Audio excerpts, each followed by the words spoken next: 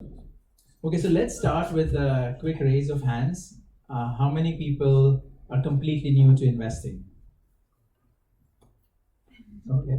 How many people have more than 5 years of investing? Okay, so the rest in between. Good. So the guys who have a lot of experience, please do help out. This is, as it says over there, it's about being a community rather than just one or two of us talking about things. Yeah. Right. So this is for those who don't know, we are a Global Value Investing Club. We are in a lot of places around the world. Our idea is to kind of be a community to help each other out, to come up with ideas, to invest in the markets, work towards our financial independence, discuss interesting things like last week in London we discussed Silicon Valley Bank, we discussed Credit Suisse. So a lot of interesting things happening in the market. We are not investment advisors, at least I'm not. And we are not going to take your money, that's your money. So, you decide what you want to do. If you make money, buy us a drink. If you lose money, keep it to yourself. No, we'll share everything. I think I need to move it to the other one so I can press it.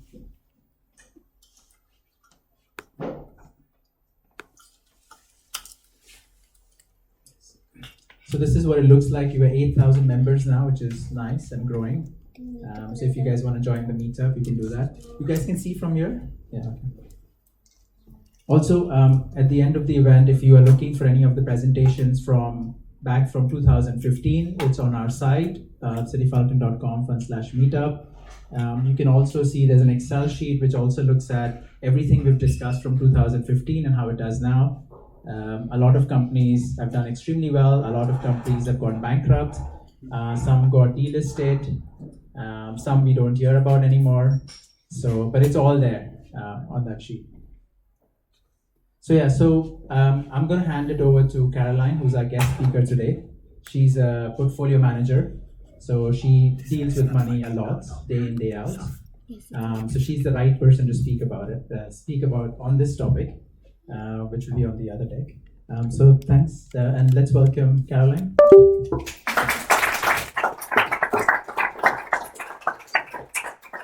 Good evening, everybody. Thank you all for coming. So, as you know, today we'll be talking about inflation and how to protect your investment portfolio against inflation. So, first of all, when we say the word inflation, what are the things that come to mind? Anyone? Thank you. Prices rising. Prices rising. Anything else?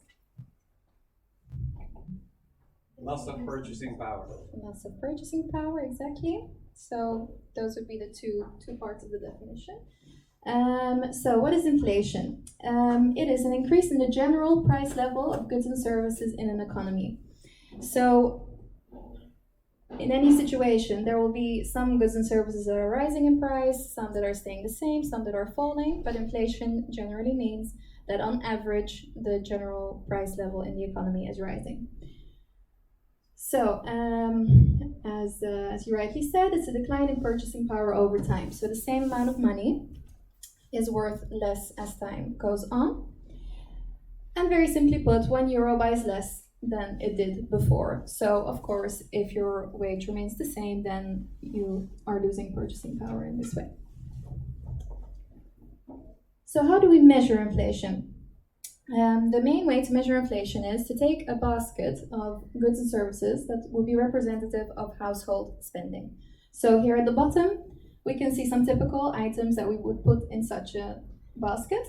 Food and beverages, clothing, shoes, housing, health, transport, etc. The typical things that you would expect a household to be spending money on. So you have this basket of goods and services, and then you measure the way that that average price of that basket changes over time.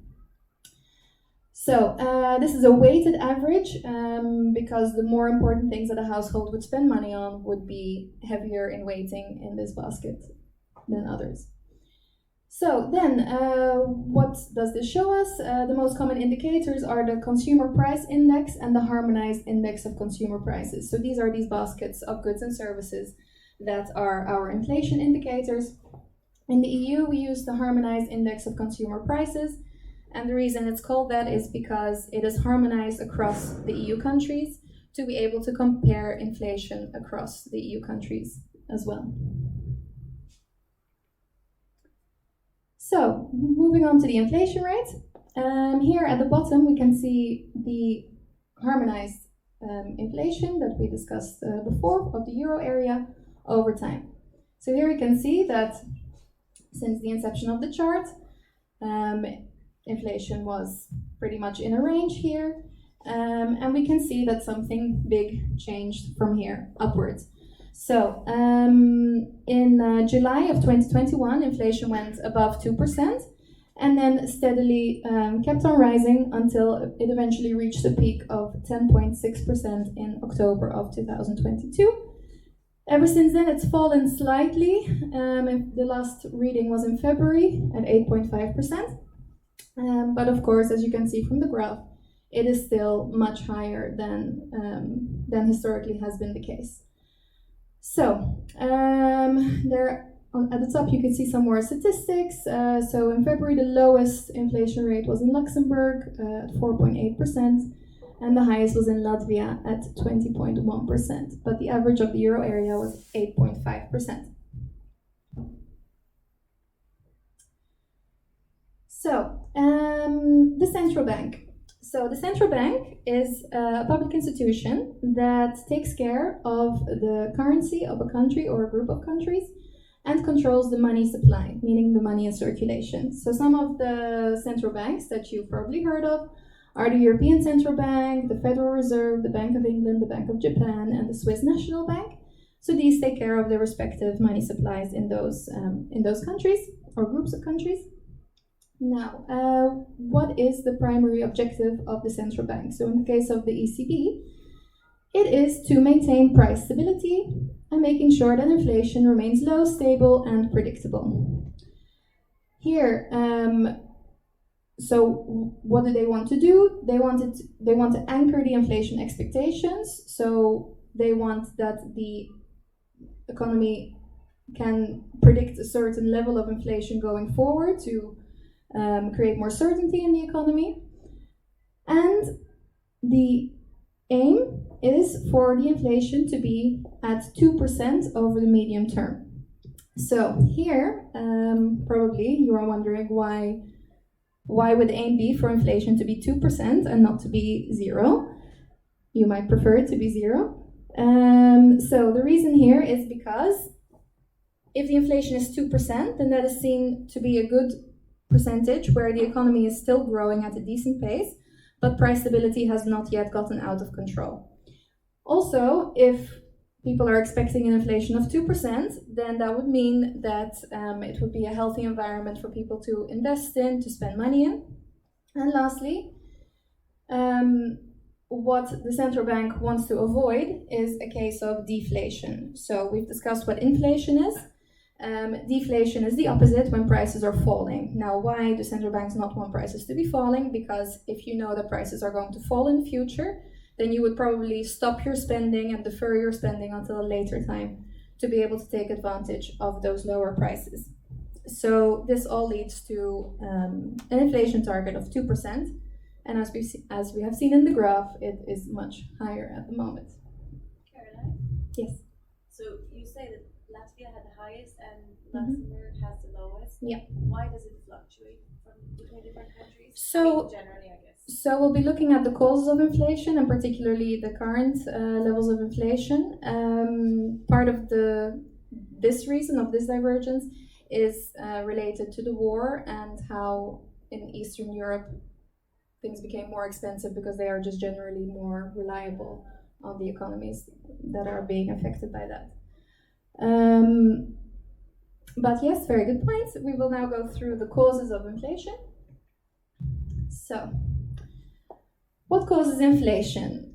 Are there any ideas what factors might lead to inflation? Printing too much money. Yes, Supply chain issues. exactly. Interest rates. Interest rates, Panic. panic, geopolitical. Mm-hmm. Trade unions. Mm-hmm.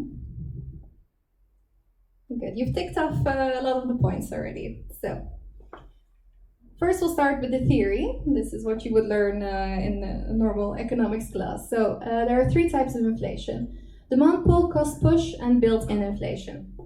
When we speak about demand pull inflation, the idea here is, the typical quote that they use to describe it is, too much money chasing too few goods. So as you can see the picture as well, lots of demand pushes up the prices of goods and services.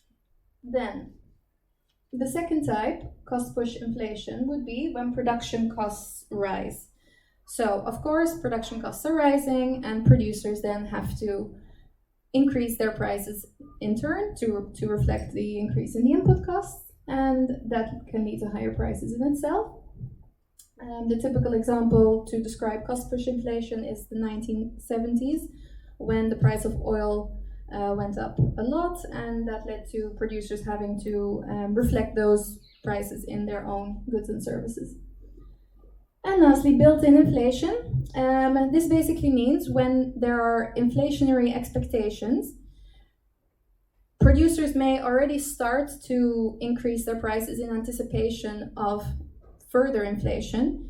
And as workers are expecting that, they are then also asking for increases in their wage, also in anticipation of that inflation. And this leads to a kind of a spiral where wages are going up, then producers have to again increase the cost of their products to reflect that, and it's a cycle. So now we will go into the specific reasons why we have the current inflation levels that we do. So one point, these are all the points related to the pandemic in itself. So during the pandemic, we saw a clear shift of demand away from services and towards goods. So whilst everyone was at home, of course, you weren't spending the money you would usually be spending on services, such as going out to eat or hairdressers or anything like this. That left you with some more money, and maybe you wanted to entertain yourself more at home. So there was more of a demand for certain goods than in the past. At the same time, because of quarantines, people being sick, etc., we had factory closures and also employees being sick or in quarantine, which then put pressure on the supply. So we have a typical situation here where demand is increasing for certain goods. At the same time, supply is being affected. And as you mentioned, I believe, the supply chain disruptions as well during the pandemic. Especially in shipping, as we all remember. So this was just a perfect combination of pressures on the price level. Then, as was also mentioned already, the increase in the money supply. So here we have two charts. The top one is the balance sheet of the European Central Bank, and at the bottom right we can see the balance sheet of the Federal Reserve of the US. So, as you can see, in 2020 there is a huge exponential increase in the balance sheet, and this is basically what we refer to as QE, quantitative easing, whereby central banks were pumping money into the system to help with economic activity, to help consumers, businesses borrow more money, etc. But of course, as you can see, it led to a huge increase in the money supply that was completely unprecedented. It makes 2008 look completely insignificant. So, of course, we were mentioning before, too much money chasing too few goods, and this is where there was a huge increase in the money supply. Karen, sorry, I'm a newbie. What is this on the X, on the Y? So this is basically to keep it simple, you can look at it as the money in circulation. So if before there was around let's say a bit more than 4 trillion, that went over 8 trillion in that period of time. The mechanics of that is basically that the central bank is buying bonds that are on the balance sheets of commercial banks, the banks that we use. That gives banks more cash to be able to lend out, and then that leads to more money in the economy in general. So this would be broadly what we refer to as monetary policy. So the way that central banks affect the money supply in order to create a certain effect in the economy. It's not working. And thank you. So, and then there's also what we refer to as fiscal policy. So fiscal policy is when governments put more money into the economy to help households, businesses, etc. This is from an article from the New York Times, where basically we can see what the US government did during the pandemic times, where basically they added $5 trillion into the economy in terms of stimulus. So here there's a brief overview. We can see some unemployment benefits, businesses such as airlines, healthcare, state and local aid. But in essence, 5 trillion was added into the economy by the government, on top of the increase in the money supply that we saw in the previous slide. So, of course, also completely unprecedented and huge, huge numbers. That's just the US distribution? This is the US only, yes. Who decides who can print those money? So, Because it's like, you know, it feels like there is a playground here and money heist. yeah, this is the government's decision as such. They approve this stimulus program and then they allocate it as they see fit. Is it the government's decision or the central bank's decision? So the two are not the same. Yeah, exactly. So this is fiscal policy coming from the government. The previous slide, the money supply, that's a monetary decision coming from the central bank. So those are the two separate forms of assistance. Yeah. Okay. Okay. Can I skip? No. Then, on top of all these other things that we've already looked at, there was the Russian invasion of Ukraine, which led to the energy inflation that we have seen. So basically, before the invasion, the EU was highly dependent on Russia for its energy sources. Then Russia decided to stop supplying energy to certain EU countries. They wanted to be paid in rubles for energy, etc., etc. And the EU had to find alternative supplies of energy, which, of course, wasn't cheaper than what they already had. So this was one type of inflation stemming from the invasion. Secondly, Ukraine was one of the major exporters of grains and sunflower oil and other commodities. So this puts pressure on certain prices of certain commodities, especially grains. And Russia was one of the world's biggest exporters of fertilizers. So these are, maybe you recognize them from articles. These were the typical products that were always mentioned in terms of inflation as the products that gained the most in price. And then, lastly, there were also sanctions being placed back and forth, which also disrupted the usual supply chains. And then again, needing to find alternatives also led to further pressure on prices. So there are many, many others to mention. Demographics play a part, the labor force participation rates plays a part, deglobalization as well, moving supply chains back home rather than towards the lowest cost countries. But this is a quick overview of what led to the current inflation levels. So now we get to the second part. So how should we be investing our portfolio to protect our portfolio against inflation? So to start off with, these are the main asset classes that one can invest in. So at the top we see the traditional ones. We have cash, then we have bonds, also known as fixed income. We will go into some definitions later. Stocks or equities or shares, real estate, commodities, alternative investments. Then, in recent years, crypto has become a new asset class, and we also have derivatives.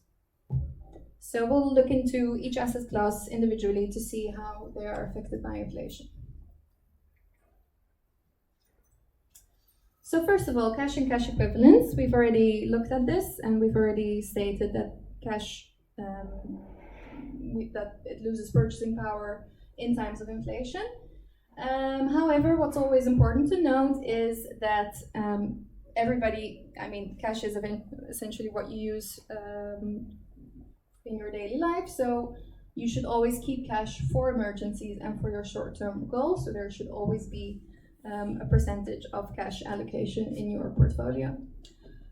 Also, now that interest rates have gone up, so as a side note, so one way that central banks can fight inflation is by hiking rates, as you may have seen in the past year. So now that that has happened, you can actually earn some yield on relatively safe assets again, which has been a long time since that was the case. So here, this graph, you can see, for example, instead of holding cash, you would be able to hold a 3-month German government bond yielding 2.6%. So that is a good option rather than just leaving cash earning nothing at all, just to keep it somewhere where you can earn some yield.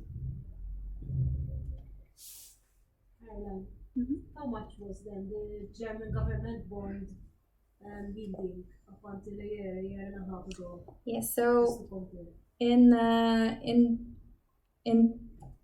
recent, before the inflationary period, interest rates were mostly negative, especially in the northern European countries. So you were basically holding negative yielding bonds for quite a long time. So this is a huge improvement to that time period. I just wanted to comment that holding these bonds that you talked about vis-a-vis holding cash also has the advantage that should there be a banking crisis that theoretically is on the cards, holding these bonds you retain the entire value, whilst holding cash you only get 100,000 back. Yeah, that's a very important point. When you are holding government bonds, as you're rightly saying, those assets are segregated from the bank's assets. So should the bank fail, then those bonds remain in your name, whilst with cash, exactly, you are guaranteed up until 100,000, but anything over that could be lost. So, was that an issue for the Credit Suisse? Yeah, some of their Asian investors, I think, lost So quite a lot of money in bonds. Yeah. So there are two issues here. If you're talking particularly about the AT1 bond situation, or I think they got stung for about 17 billion in total, was it? Yeah. So with Credit Suisse, the particular problem that happened was there were these bonds, AT1 bonds, that should have had more value than the shareholders, than the shares, basically. But those were wiped out before the shareholders lost all their values. That was a particular case with Credit Suisse that made people lose confidence in Credit Suisse itself, but also in these types of bonds. What we're talking about here is more about, in this kind of situation, if you had a cash balance at Credit Suisse, a large cash balance, obviously, you would have lost it. If you would have held that cash in such short-term bonds, then they would remain in your name, and then you wouldn't have had that problem. So when you have large cash balances in these times, when there is a lack of trust in the banking system, it makes sense to hold them in government bonds.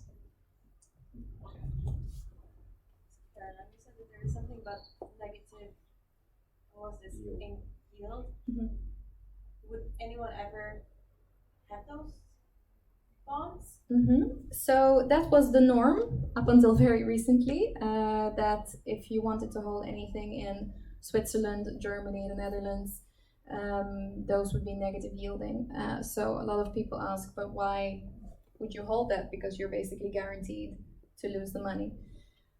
There are a couple of reasons. One will become a bit clearer when we look at bonds in general and how they work.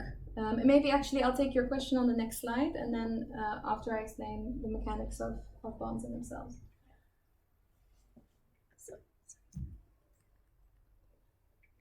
Okay, so quick introduction on bonds. So when you are investing in bonds, basically, as we see in the bottom left picture, so the issuer, which can be a company or the government, they borrow, let's say, $100 from you, and for example, every year you get paid an interest, and then after 5 years you get repaid your principal. So this is, very simply put, what a bond is. Then, the most important feature to keep in mind for bonds is, in times of rising interest rates, bond prices fall, and vice versa. So, what we're saying here basically is, we've mentioned that central banks have been raising the interest rates to combat inflation. As that happens, let me give a simple example. If I was holding a bond that was giving me a 3% interest, now if interest rates are rising, suddenly my 3% doesn't look so attractive anymore, so my bond price falls. And also vice versa. So one of the reasons why before people would hold a bond that has a negative yield was because they were expecting interest rates to keep on falling further, which then leads to a gain in the price of the bond. Does that make sense, or shall we? It's just a lot of we can go through it again. No, but I think I got it, but it's just a lot to digest. Yeah. In one evening for a newbie. That's a tough one, this one. You need a few moments. Yeah. But that is essentially, that was the era of. If the interest rates goes up, you'd rather keep the money as cash in your bank, which would make interest liable, which would be helped by the interest rate, versus in a bond. Ah, fuck it. Okay, so to go back to the example, so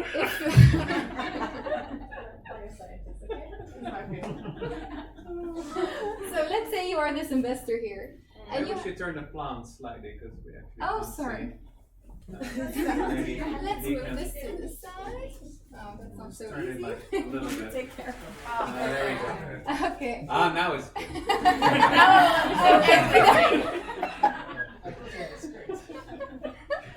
You have missing some info. Yeah, that's why. Let's go through it again. So imagine you are this investor, and you have agreed to lend this issuer, whether it's a government or a company, $100, and you have said, okay, so I want 3% of interest on this every year, and after 5 years, I get my $100 back.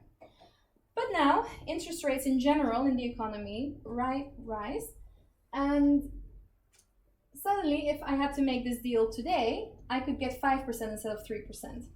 So, you have this agreement for 3%, this is now no longer attractive, right? Because I would rather have the 5% than the 3%.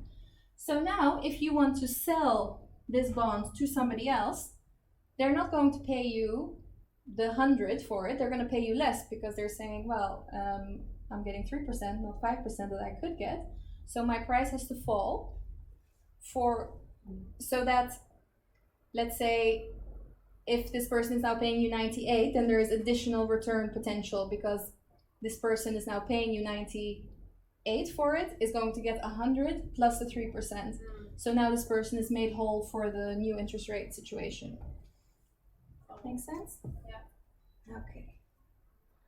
So like it will be better to keep it because at the end it's like you are stuck if you contracted this product. Yes, if It's you like, keep okay, it, you're stuck, so at the end, it's like, okay, I cannot do anything because if I sell it, yeah. I'm gonna lose money in the end. as long as there are no concerns for credit risk, so if you don't feel that this issuer cannot pay you back in 5 years, if you keep it till the end, you get your 100 back, which then, yeah, is more preferable to selling it now. But you are under the market. But you are, exactly, you're not earning the market rate for it. Okay. So, to bring it back to the inflation topic, as we mentioned, central banks are raising the level of interest rates to combat the inflation. Actually, maybe we should clarify this point as well. So, why do the central banks want to do that? Because if you are able to earn a higher interest rate on your money, then you have a higher incentive to hold that money in the bank or in an investment rather than spending it. So they hope that in this way it will slow down the level of spending in the economy and therefore cool down the economy and thereby lowering the demand and eventually also the price level. So, periods of inflation, meaning higher interest rates, and as we mentioned before, when there are high interest rates, bond prices fall. So in general, bonds are not very attractive to hold during periods of inflation. However, there are a few ways that you can, if you still want to invest in bonds, to choose some other options that would make more sense in an inflationary environment. One is shorter term bonds. So the longer the duration of the bond, so here we said 5 years,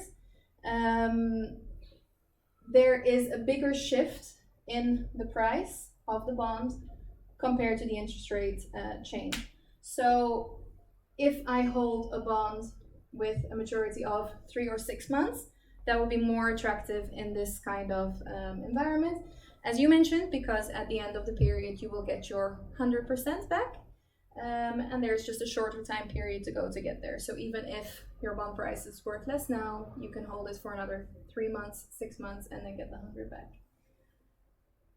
Then there are also variable rate bonds. So here we mentioned as an example the 3% fixed, but it doesn't necessarily have to be fixed. So you can also have bonds that have a variable rate. What does that mean?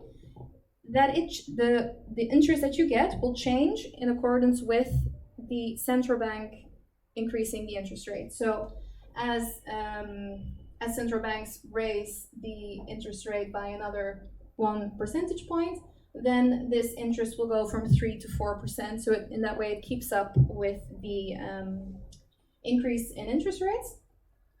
And this makes a variable rate bond more attractive than a fixed rate bond in an inflationary environment. And then there are also particular bonds called inflation-linked bonds that don't just keep up with the interest rate, it actually keeps up with the inflation level. So these would be 3 types of bonds that make sense in an inflationary environment. Now, you might think, so let's say longer term fixed rate bonds, are they completely useless to hold in an environment as we are in now? No. In fact, we see some days where bonds are actually up quite steeply, and the reason behind that is that there are always fears, or at least at the moment, there are fears in the market that this situation will now lead to an economic slowdown, a recession, etc. And in a recession, you do want to be holding bonds because they tend to perform well. And also, the idea that central banks will eventually, again, have to start printing money and start lowering interest rates again, so the opposite of what they're doing now. And that is, again, an environment in which bonds do well. So, to summarize it, bonds tend to not, the idea is not to hold bonds in an inflationary environment, but there are these options that are more attractive, and then there are these scenarios where bonds could still be seen to be attractive in the current environment. Okay. So stocks, also known as equities or shares. So this slide is just to quickly go through what it means. So when you are holding a share, you are you are basically the owner of a part of a company. So there you can see a piece of pie as an example. So you own a fraction of the issuing corporation, so of the company that you are buying a share in. Then you buy shares in a company, and then any distribution of profits to shareholders done via dividends, you would be entitled to those dividends in proportion to the percentage ownership you have in this company.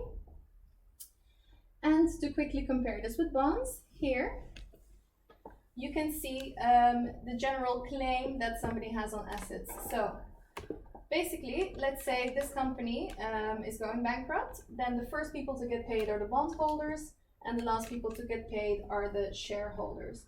So the bonds tend to be less risky because they have a priority in terms of bankruptcy or liquidation of this company, and the shares are riskier. However, at the same time, shareholders then have more upside because for the bonds, as we saw before, your return is fixed. As a shareholder, if the company does very well, then your value can go up substantially.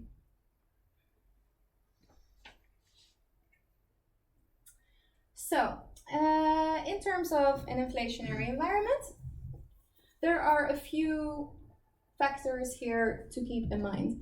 One is how easy is it for a particular company to pass on its rising input costs to its customers. So there are certain industries where it is much easier for companies to get customers to accept price increases than in others. So in times of inflation, you would want to be invested in those companies that can easily pass on their price increases to their customers and therefore maintain their profit levels in that way. This is related to the level of competition. So generally, if there is a lot of competition in one industry, then if somebody raises the price and somebody else maybe doesn't, in an attempt to gain more market share or more customers, then it is easy for a customer to switch from one company to the other. They would do that.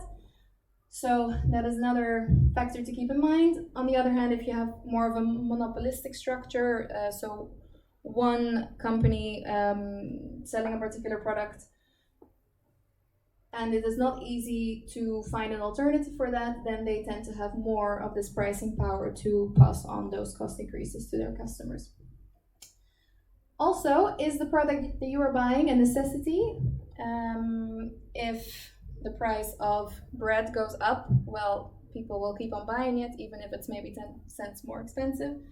However, then there are other goods or services you can think about where maybe if the price goes up, you would substitute it with a cheaper alternative, or perhaps if it's a luxury, you would just remove it from your purchases completely. So again, you would prefer to be invested in the company providing a necessity than a luxury product in these times. Another thing to keep in mind would be the level of debt. So if a company has a lot of debt, and it is, before we were talking about the fixed and the variable rate, if it has a lot of fixed rate debt, meaning they know their financing cost and that's it, that would be a huge advantage in this kind of environment. On the other hand, a company having variable rate debt, meaning that as the central banks are increasing the interest rate, interest expenses for these companies are getting higher and higher, that would be less favorable in this kind of environment. So you would also, another factor to look at would be a company that has more fixed rate debt than variable rate debt, or just less debt in general. Sorry, Caroline. Mm-hmm. On that one, is that fixed and variable rate debt? Is that something that's published with financial results? Yes, it is. Yeah. Okay. So the level of detail given depends on the company, but generally, if you look at the financial statements and you check the notes next to the interest expense, it would give you details of how the debt structure of the company is. And generally, they tell you this is the percentage of fixed and this is the percentage of variable rate debt that we have. Yeah. Okay. So, some studies on the relationship between stocks and inflation. So there are, as such, conflicting results on whether or not stocks do well in inflationary periods. But in general, the conclusion is that equities do best when inflation is between 2 to 3%. If it is lower than that, generally the economy is not growing so well, so it would not be an environment where shares would perform in. If it's higher than 3%, as it is now, there is usually an underlying issue, so it is also not the best environment for shares. And another factor is that value stocks tend to outperform growth stocks. So what's the difference between these two? A value stock is a company that would be considered cheap. I don't know if you've probably heard of Warren Buffett's investing. And a growth stock is a stock that is expected to generate higher profits but further out into the future. So the reason why value stocks do better is because the expected profits are closer in time, and now we'll get a bit technical again, but as the interest rate goes up, cash flows further out into the future are less attractive, and therefore we would rather have cash flows closer by to the current period. So this is why value stocks tend to do better than growth stocks in inflationary times. I can ask you something. Sorry, I'm asking, but so isn't it like a zero-sum game where someone has to lose and someone has to win?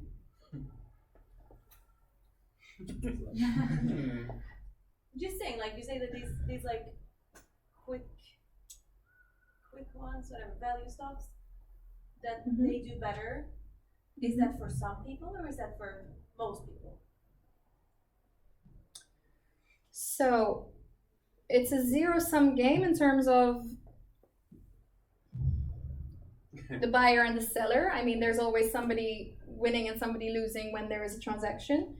However, over time, I don't feel that there is always one that like gains money, someone that loses money. If the company grows, someone buys at the beginning, then it sells and then has some gains. When it sells, someone else is buying. The company keeps on growing, and it sells again. So both they got money. That's definitely possible. Yes. Instead, for example, in forex, I think is a zero-sum game. So there's always like a change of balance. But in the equity, I feel like that it can be that like there are like, it's not say that someone has to lose money. Maybe someone gains less money than others because it sells too early or too late. But it's not say that like there should be someone that loses money. No, definitely no, not necessarily. No, and of course over time. So if we're looking at a chart of the performance of shares, then if in 10 years value shares in general have gone up, then yeah, there have been, of course, a lot of people gaining on the way. Yeah, difficult to answer this question. So, yes? Oh, no, please do. Okay. I have a question afterwards. Okay. So yes, there are generally winners and losers, but no, it's not necessarily that it's one offsets the other. Especially if over time equities are just appreciating in value. Not necessary.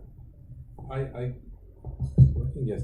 May I be so cheeky to ask how because you work for a asset management company, how you are currently positioned on equities?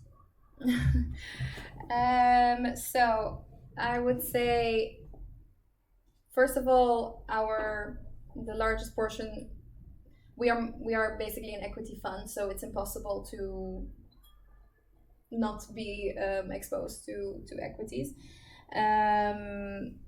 There are of course ways to hedge that exposure through shorts, etc. So I guess broadly it is taking an opportunistic approach to that, shorting when we feel that it's necessary. and then being long when we are a bit more positive on equities. So where are you now on this scale? In general, I would say we have more of a negative view on equities over the next 2 to 3 months than positive. Okay. Any more questions on this? Mm-hmm. Comparing bonds and equities, and this. Thank you, Ruz. Okay, comparing bonds and equities. I've never understood. I mean, I understand how you explain bonds and so on, and the excitement of earning a couple of % of interest and getting your money back. But then there's a junk bond market when you don't get your money back. Mm-hmm. And we've seen what happened with Credit Suisse, where the preference of bondholders was changed. Let's just say, yeah, exactly. Out of necessity. So there's no guarantees. Why would you not just put your money into a tracker stock fund? Because virtually all of them will perform more than 2% with the same risk of not getting your money back. So I've never understood why you would want to go into the bond market. So you're referring to 100% allocation to shares? If you've got 10,000, why would you not just put it in a tracker fund rather than the bond instead of bonds? Because it just seems to be the upside is much better. Mm-hmm. So again, a number of factors to consider here. So in general, if you invest in the stock market, if you don't take that money out over the very long term, the stock market has always gone up. However, over shorter time periods, let's say if you invest today and you need your money in 1 year or two, then it is. We're talking 5 years for a bond or more. Yes, what I just want to explain is you don't know how shares will perform versus bonds over shorter periods. So in the long term, what you're saying, that you would likely make a better return on shares than on bonds, that makes sense. But over the short term, that's questionable. Another point here to raise is, although now we've seen this steep rise in interest rates, before this we had 40 years of a falling interest rate where bonds did very, very well. And it is not unimaginable that can happen again. As we mentioned before, although now central banks are raising interest rates to combat the inflation, at a certain point, if things break and they need to ease again, then interest rates may go down again, and then that would be a favorable environment for bonds. So in a nutshell, so there's this very, let's say, general rule where you would say you should hold shares in times of prosperity, bonds in times of a recession, gold in times of inflation. Anyway, there are these general principles. But when you mix all of these together, then you create a portfolio that should do well in no matter the kind of market environment. Caroline, can I just add? So because we're talking about like if you're in the UK right now, or you can buy from here, you can buy TalkTalk. TalkTalk is one of the infrastructure providers in the UK. Their bond is yielding 14% yield to maturity. So you can buy something, I don't know if it's 85 to a pound. So you're buying it for 85, its face value is 100. Okay, it's giving you a coupon. So you're making significantly higher than equity with a much lower risk. And think about it this way, as Caroline said, when interest rates go down again, that 89 which is trading now could go to 120. So you could have an even higher. So bonds make sense in this environment.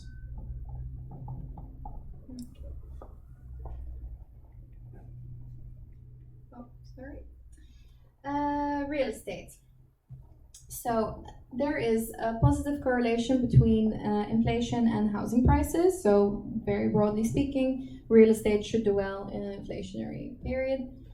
Also, if you're investing in companies that own real estate and rent out this real estate, very often you'll see that the rental income is linked to inflation. So in the rental contract, there is a clause that if inflation, with the inflation figure, the rent will be increased accordingly.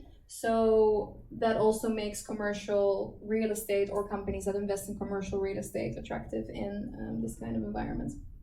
However, on the other hand, what we need to keep in mind is that with inflation, there is the increase in the cost of borrowing, as we have already covered before. So as interest rates rise, if these companies have variable rate debt, as we also mentioned before, then they are also not immune to having to pay higher interest expenses on this debt. So that is a negative to keep in mind if you are investing in real estate in these times. And also increased construction costs. So simply put, it will be more expensive as well to build. So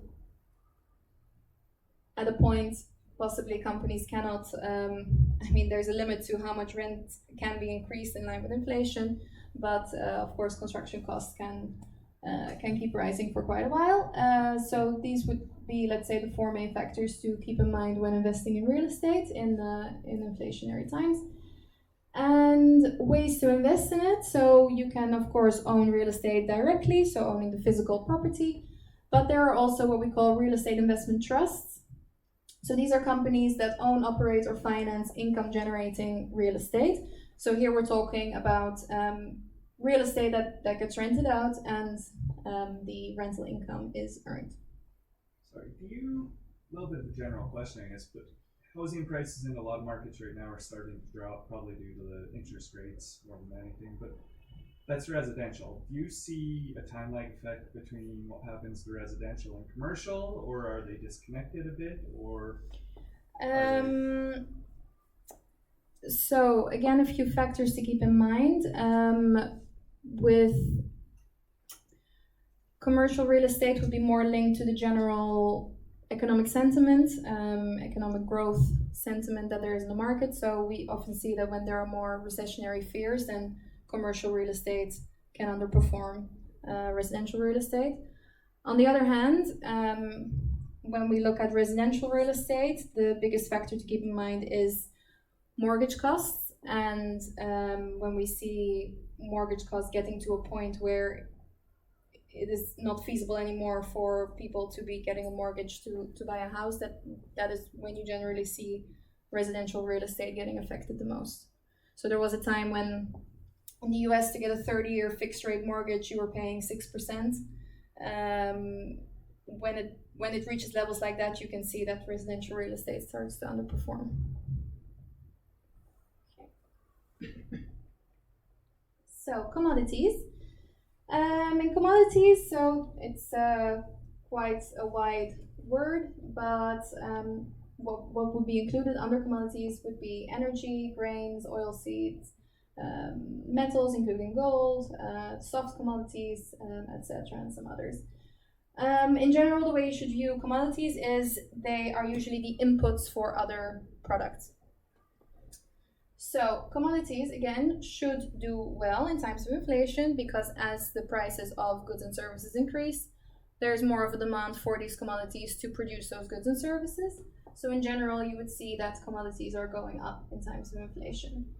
In particular, gold, which falls under this category, that has been seen to be one of the historically best inflation hedges. So that is definitely one of the ones to mention here.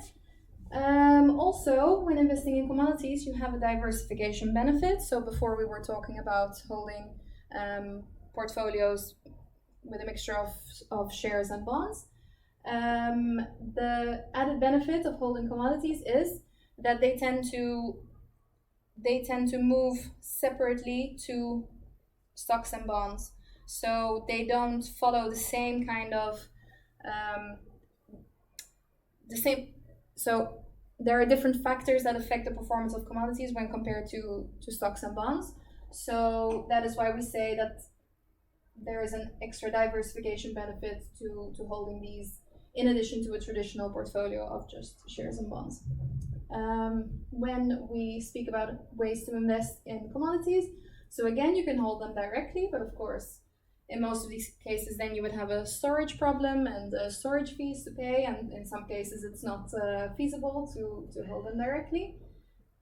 So then there are also what we call futures. These fall under the derivatives asset class that we mentioned in the asset class slide. That is basically an instrument that you can buy that will just, if you are long this future and the price of this commodity goes up, then you are gaining on that.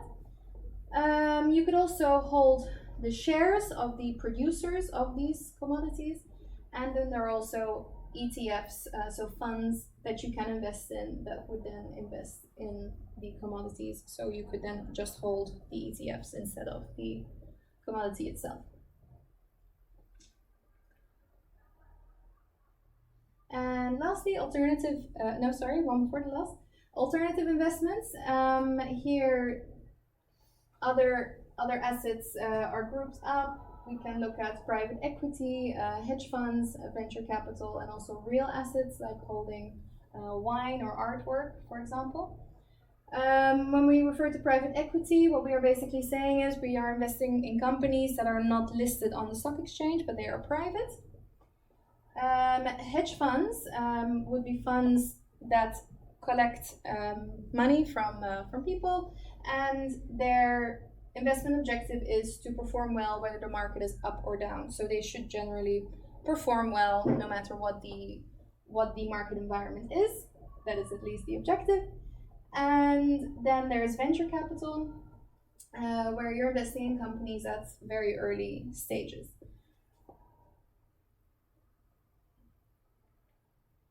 And lastly, we have cryptocurrency. So I don't think we need to go into what crypto is, especially with this group. And here I've tried to summarize the main factors that have been brought up when talking about crypto as an inflation hedge in the past. So basically, initially when Bitcoin rose from 100 to almost 70,000 in 2021, there was a strong view that crypto was a very good inflation hedge. So as that money supply graph that we saw before, as that went up so strongly, Bitcoin also went up strongly. And some of the factors mentioned would be that in terms of crypto, there is often a fixed supply of coins, whereas with fiat currency, the money supply can obviously keep on being expanded. And there was also the argument that there is an intrinsic store of value in crypto as it further gains acceptance. However, then 2022 came and the inflation rates were very strong, and Bitcoin fell by 65% in that year, which then, of course, hurt the argument of crypto as an inflation hedge. And then crypto began to be seen more as a risk-on asset, meaning when the market environment is such that you would be taking on a lot of risk, investing more in shares, for example, that crypto would do well in that kind of scenario more so than that is actually linked to inflation.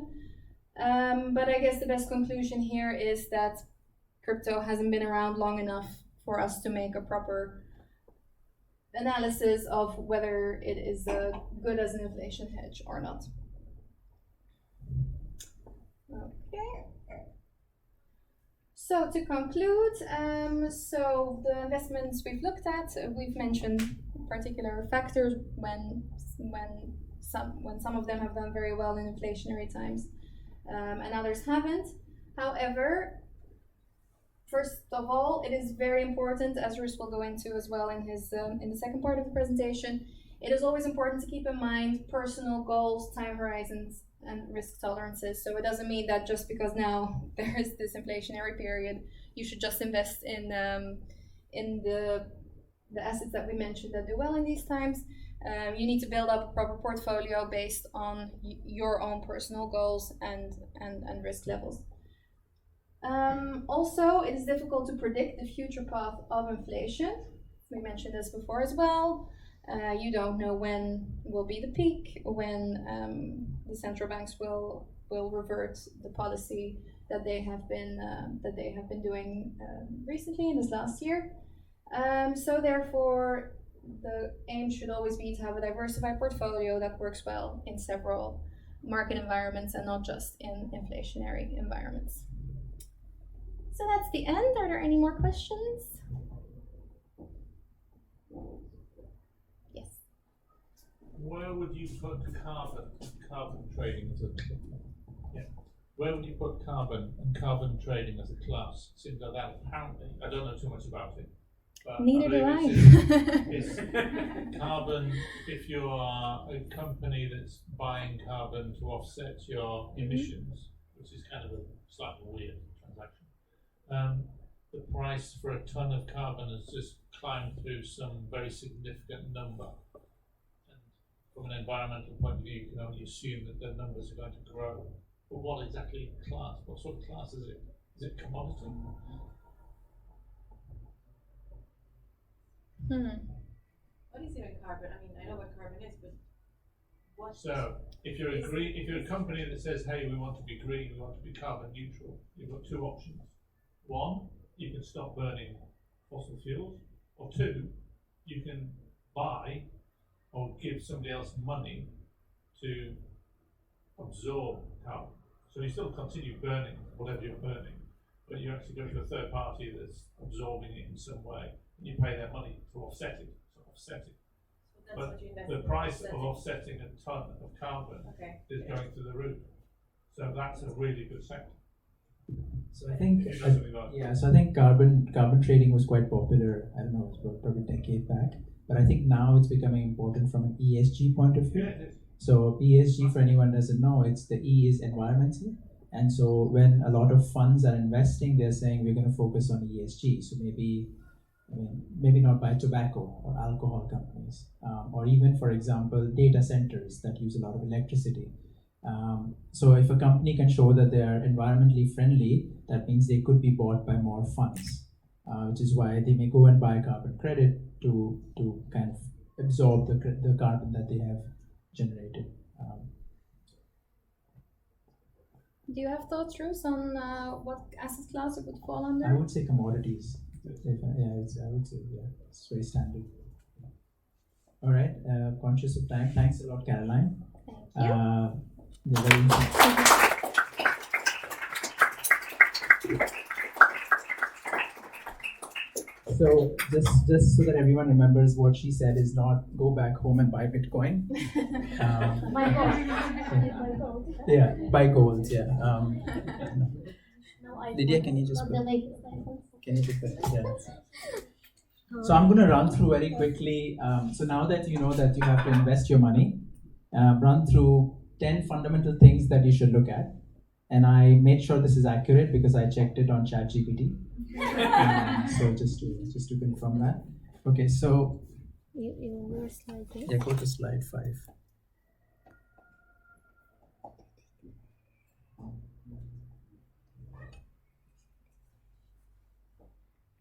Yeah, that's perfect. Yes. So we're talking about building a portfolio, right? Which is a long-term asset. So you need to kind of think about the roots. The roots need to be really strong, very fundamental when you do this. So some of this might sound very basic to people who've been investing for a long time, but I keep reminding myself the fundamentals as well. For complete beginners, it might be something to think about before you go back home and start putting your money to work. So let's start with the first one. Yeah, so first thing is, how many of us are looking for retiring at 60, 65, the EU age, whatever? How many people are waiting for that? I know Clara, yes. Most people want to retire early, right? Or work from Bali, or not work for money, but work for what you really enjoy. Some people can do lucky enough to do both, if possible. But this is what we are aiming for, right? At the end of the day, for all of us. So the quote from Warren Buffett, which is kind of, it's used quite often, but it's super important for newcomers to remember. And the one of the biggest difficulties for newcomers is fear of missing out. So if you see your neighbor buying Bitcoin going to $70,000 and you've not bought it, you feel that fear of missing out and you end up buying it. So very early on in your career, if you in your investing career, if you just follow the enthusiasm, just the greed, you may actually lose money. So try to do the opposite if possible. Saying when things are bad, that's a good time to invest. So if you look back and say, okay, 2007, 2008 was a crisis, and had you put some money to work in 2008, it would be worth a lot right now. Because times were bad, things were cheaper to buy. Okay, so who is guilty of this? Come on, be honest. How many people have put money and lost their capital in doing something? It's all the people who have a lot of experience. Yes. But no one else. I know almost everyone in the room, and no one else lost money on cryptocurrencies, for example. Where are your hands up? No, okay. So this is one of the principles that most people don't think about. So if you think about someone making 100,000 euros, and the mind works in this way, right? I know it's a risky bet, but what if I just put 1,000 euros or 2,000 euros, and maybe it's worth 100 times, 200 times that, right? So everyone's hoping for that. And so you put that money, and you say, worst come worst, I will lose 2,000 euros. It doesn't matter. How many people have said that to themselves? Yes. And then you end up losing that 2,000 euros. How do you feel? Yeah. I mean, you feel really bad, right? Losing any kind of money, even if you say initially. But so the first most important thing is to protect your capital, which is by being smart about doing it. So you don't, like Silicon Valley Bank did, which is bought long-dated bonds, not to confuse the beginners, but it was a bad decision to hold them in when the interest rates are going up, and so they lost everything. So if you can retain your capital, which is hard work that you put in, that's super important. So that's what I think about when I'm doing a new investment. Am I protecting my capital first? That's strong.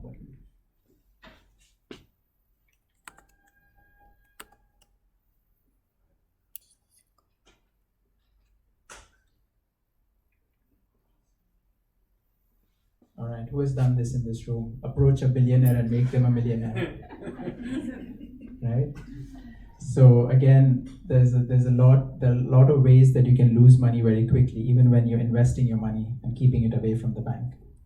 Airline business is kind of a vanity business, right? I mean, it helps promoting your brand as well. So a different thing, but these things also happen. All right. So how many people in this room know the difference between these three things? Speculation, trading, and investing. Okay, very few. Okay. Any guesses on what speculating is? Just to make it a little bit alive. Betting. Buying a lottery. How many people have bought a lottery in their life? Yeah. In the UK, you have even a recurring thing. You just put money and every month it buys lotteries for you. And your chance of winning would be 1 in 10 million. But we still buy that. Yeah. So speculating. Anyone else speculating? Okay, a few people there at the back. What about trading? What is trading? Short-term, trying to get short-term gains. Short-term gains. But maybe there is some science behind it. Maybe there is some thinking instead of just speculating. Okay, and what is investing? Oh, the long-term gain. Yeah, okay. So you hear things like, I invested in a shit coin. Is that accurate? Why is it not accurate? Well, if you're speculating, it's okay. Yeah, I mean, I think the key thing here is we are not saying that don't speculate. It's in our nature to speculate. All of us speculate.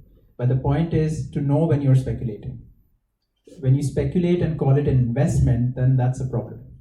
Because then I've seen people saying they will remortgage their homes to buy something because they are sure they're investing in it, they think, but they're actually speculating. If someone calls you and says, buy this is going to go up, and you buy, again, that's speculating, from your end at least. Trading is where people do, maybe there is some statistical work that they do. They sit in front of computers, they look at charts, they look at trends, they look at momentum, they look at historical performance. That's all trading. And a lot of that trading now is being done by AI. It's a lot of algorithmic trading, which is already being done. So as humans, that's less and less of an opportunity because it's very easy for computers to replace you, very easy for AI to replace you when it comes to trading. And then investing is the one that we want to focus on. Why do we want to focus on investing? Someone said long term, right? And investing is kind of instead of just focusing on now, some people, my dad would say, I'm buying something from my grandchildren, even though they're not going to exist, but he's thinking about the future. And that's kind of the investing mentality. But it's not just, I'm not holding it for the next 3 minutes. I've done things in my 20s where I've lost like 3,000 euros in like 10 seconds because I said, okay, this is going to go up, press the button, it just went down, and you lose money. So there's a table that I will share out, we don't have to go through now, but it looks at different criteria to help you understand whether you're trading or investing. And we won't go through all, but things like purpose, right? What is the purpose? Trading is kind of making a short-term return. I want this quick money. Investing is building a portfolio, having assets that you can hold for longer. And the time horizon and how you do it, and all of these things matter. So how do we analyze, for example? Like if you're really investing, you're going to spend days, if not weeks, researching something to actually invest, to be really sure that that's the investment out of, let's say you're looking at stocks, there are 50,000 stocks around the world. Where do you invest? If you're looking at bonds, the biggest risk is that the company might fail. Or is the bond secured by something? If it fails, does it have land? So those kind of things to look at. So anyway, this will be opened up. I graded up here, but you can see it in the presentation. So this I took a picture from the internet, just a random one. So it's not 100% accurate in what it says. But what you need to also understand is the risk-reward ratio, right? And what you want to be doing is trying to get into a thing where you potentially can get a higher reward for a lower risk, right? Which is not easy to do, but can be done with more research, for example, or even hedging strategies that Caroline talked about earlier. But the point is, if you look at commodities, and that's more commodities trading, but cryptocurrencies, even buying really small stocks, like Reddit is very popular now for meme stocks, and these are companies that 10,000 people buy just to push the price up, and then someone dumps it. So it's called pump and dump. So these are things to kind of keep in mind, and so you can build a portfolio where you might say, I want to take 10% in terms of high risk, and 90% in terms of be safe with my money. So you can decide based on this. The one thing to remember is if you end up just putting all your money in high risk, high return, that is quite a dangerous thing because you could lose all your money there. Why the commodities have the most risk? I know, that's why I said this image is not, but I think this meant like commodities leverage trading, which a lot of traders do. So I think like CFDs and spread betting and those kind of things, I guess. This is another thing, right? You don't have to be the smartest person here to make money, right? You just have to be, you don't have to be stupid, but just knowledgeable about how things work and be patient. And that's the key. Most times you can money with buying and holding. So if you would have bought, like one of the mistakes I did was I used to work for Microsoft, and I left the company in 2013, and I had a lot of Microsoft stock because they used to give us stock on top of salary. We had the CEO was before Satya Nadella, so I said, okay, this is not going to work, and I sold everything, but the stock has done like 10x from there. So 10 times would have been the money from there. So if I was just patient, I could have. So again, it depends on, you can just buy and hold things. If you would have bought Apple just before the crisis, or going back, let's say 2008, 2009, it's done a massive, massive return. Like I think in the last 2 years before COVID, it was doing a 100% return a year. Apple is one of the biggest companies in the world, so you could be buying those things. I wouldn't buy Apple at this point because, as Caroline mentioned, you might still pay for bread, but you might not pay for an expensive iPhone in this environment. Yeah, so being patient is very important. So what's the longest? Let's have how many people have held the stock for more than 1 year? 5 years? 10 years? No, almost. So yeah, some people. So I even have some stocks from 15 years back. So I bought them. I don't even look at them. They just grow, compounding. They give dividends. Sometimes they give like bonus shares. They keep growing, especially like good pharmaceutical companies. Like for the long run, like it's amazing investment.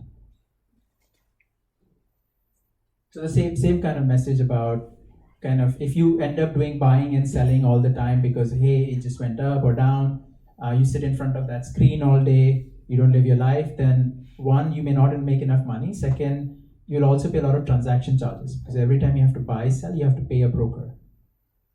So by waiting, you can avoid those things. So age is very important. So there's a formula that a lot of people is simplistic. It's not necessarily that case, and it depends on each one of you. But let's say if you are 20 years old, you can take a much higher risk because maybe you will have a steady income very soon. So maybe you can say I put 80% of my money in high risk, which is equity, or I put 5% in if I want, cryptocurrency or something really high risk, and then 20% I keep it safe. But what if I'm a 70-year-old now, right? So I'm not going to have a steady income, maybe let's say soon, or I've already retired. In that case, what I might want to do is put only 20 to 30% in equity or high risk and 70% be safe. So it really depends on where you are in your life cycle. Steady income helps. So if you have a fixed salary that's coming in, you can put a percentage of that salary invested each month. That can go a long way. And goals, right? Why do you want to invest?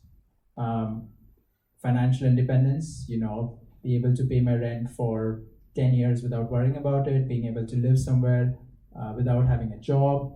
So that could be a goal. If you want to buy a house, get a family, have kids, you might want to save for that. So any of those things. So very interesting is, when you invest in something and you might think it's really good. So you're buying Apple shares. Apple's one of the biggest companies, but even these companies, they could fall 50% in value. So Berkshire Hathaway, Apple, some of the biggest companies have fallen 50%. So again, you have to be patient when you buy these companies. You can't expect that it will just go in one direction. This is one of my favorite quotes, right? So let's say you do a lot of research and you say that, okay, you're in Malta and you think that green is the new thing and you want to invest in companies that are doing nice green things in Malta. And you find a company and you invest and you're still holding it for 5 years. It doesn't go up, the price doesn't go up, and you see everything is really nice, everything is working. It's because markets may not behave in the way you expect them to. So sometimes you again have to be really, really more patient with it. So if you have a theme, if you think, so in my case, I like very thematic research. So when I invest in something, I'm looking at like a longer term thing. So for example, in India, I looked at infrastructure. So okay, we need to build more roads. So I would look at 5 biggest road companies in the country and then put small amounts of money in each because I don't want to take the risk of investing in one. Now, I would hold that for a long time. So if COVID happened and the roads are not built for 2 years, it doesn't bother me. Maybe after that, they will start building. So when you're doing that if you're thinking through that kind of research, you just have to be patient and wait, even if the market goes the other way against you at times. Yeah, so if you imagine you have 2 things in your portfolio. One which is in profit and has gone up 50%. One is in a loss and it's gone down 30, 40, 50%. What are you likely to sell? The thing in profit or the thing in loss? How many say profit? How many would do profit? Let's be honest. Some people do, right? If you sell the one in loss, meaning that you're set to lose money. Interesting. Okay, that's one way of looking at it. Okay. Any counter arguments to that? Of not to sell something at a loss? Yeah, it depends on the situation, on your term, everything. Yeah, as a trader, he's saying stop loss. Yes. If the market panicked. Market panicked, or you misjudged the value of the company. So you expected the value to be somewhere, but now it's somewhere else. And so now you have to accept and you say, okay, I made a mistake, I cut my losses, and there will be another day I will live and I will survive. Or wait. Or wait. Now the thing with this is that if you think this is going to, if there is value in waiting, yes. But I'm saying, like, psychologically, we end up selling things that are in profit, which could even go up further. So I don't know, for people who've experienced investing, like you would invest in a stock and it's up 2 times. So you put 100, it's now 300, and you sell it, and it goes to 1,000, 15,000. Like if you look at Nvidia stock, anyone knows Nvidia, right? A few years back, it was insane, the rally. And that was quite justified. They were doing really well in gaming, there was mining, they're one of the employers that hires the smartest people in the industries, and they just did really well. So had you sold your position when it was up 2x, you would have missed out on that rally. So again, the way I think about it is, I think personally is, when I have 2 things in my portfolio, I think at this stage today, would I buy them? Right? So if you're losing money on something, and I would ask myself, if I didn't have this position, would I buy this thing now? And if the answer is yes, then you can hold it. But if you would have not bought it, then maybe it's better to move somewhere else. Maybe cover a part of the position. Cover to profit to some extent, yeah. But as you know, the answer to all your problems are options, derivatives. That will answer all of your issues. That is why I said you should do a session next time. Possibly. Yeah, yeah. So options trading is a bit more complicated for beginners, but it's one of the ways you could use that. Yeah. You can hedge yourself, hedge your losses, and take advantage of your profits. Yeah, absolutely.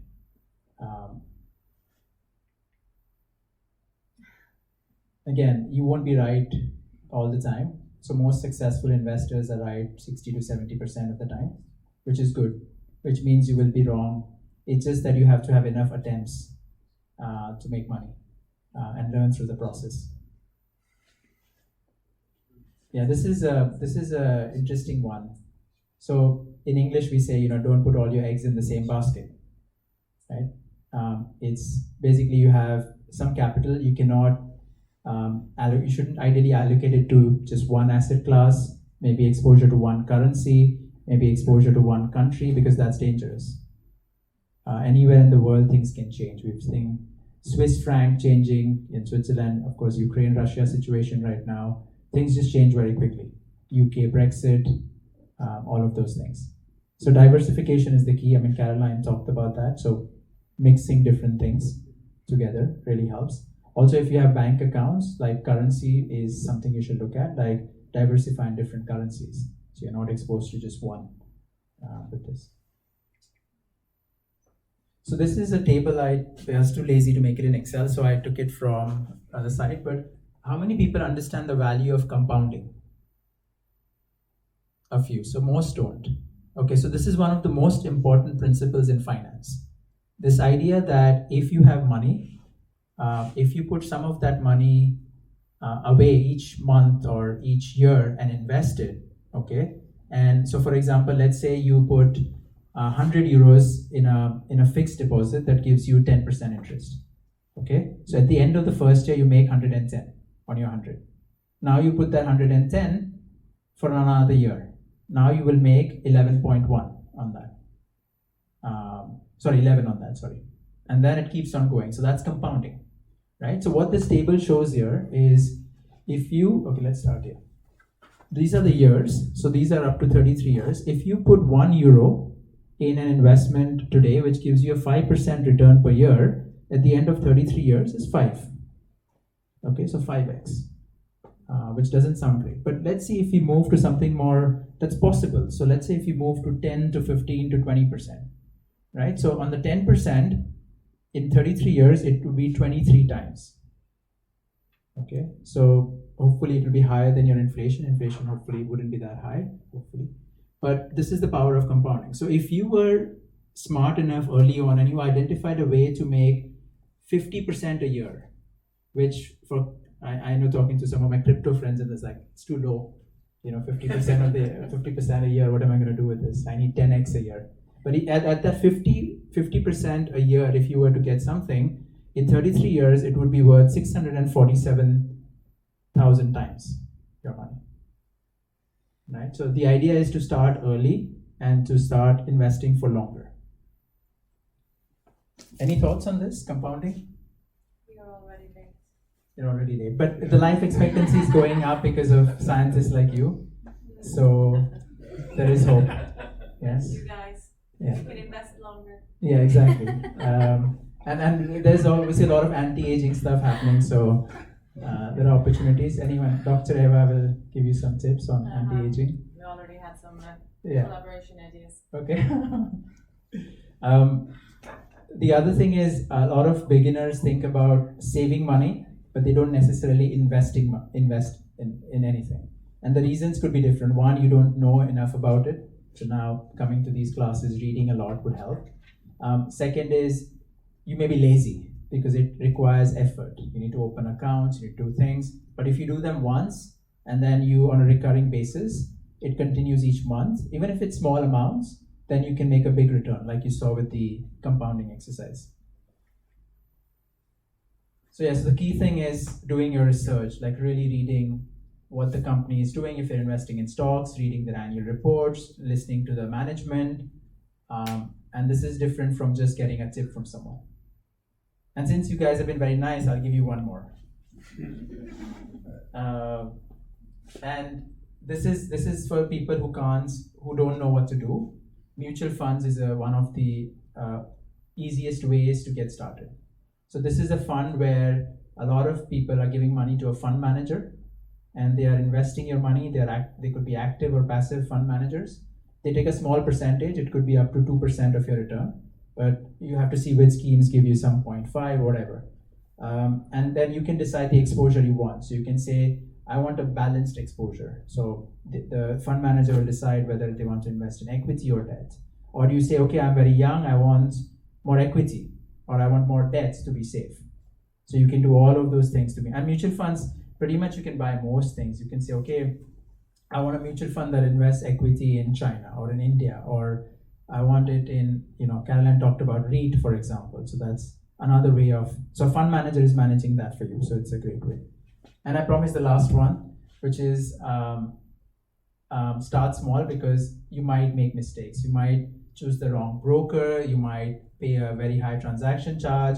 You might buy an incorrect number. You punch an extra zero, for example. There are a lot of things that could go wrong. So start small, and from there you can move on. Very quickly, on our site, cityfalcon.com, we focus on newbies as well. So there are a lot of blog posts written by us.